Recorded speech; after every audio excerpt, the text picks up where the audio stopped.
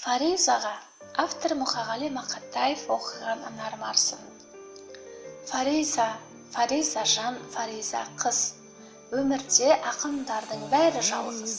Шыдай ақыры жалығарымыз, бірімізден біріміз арыларымыз. Біздерді де жоқтайтын жан болса егер, жан басқан архивтерден табылармыз. Сен мені білесің бе? Жаралмаған жан екен күресуге. Жылай жүріп өтірік күлесің де, жүресің де, қоясың жүресің де.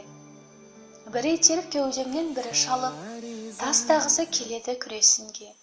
Фариза жан, сен соны білесің бе?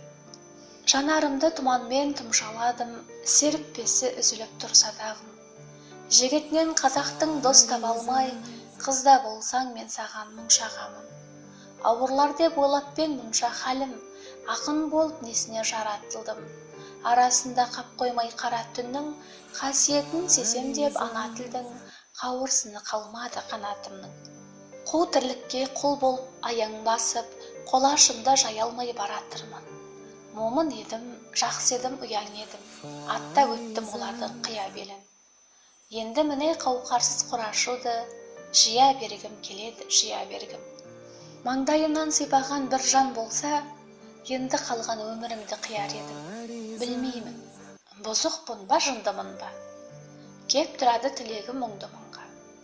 Енді қалған өмірдің құрдымында, өлтірсе де көнбеймін жыды құмға. Нөл болады деп айтам, жалтармаймын. Көбейтсең де қаншама мұңды мұңға.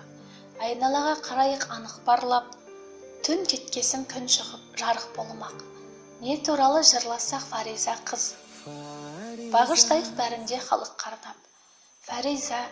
Фариза жан, Фариза қыз. Бірімізден біріміз арыларымыз. Том-том болып дүкенде тұрмасақ та, подвалдағы архивтен табыларымыз.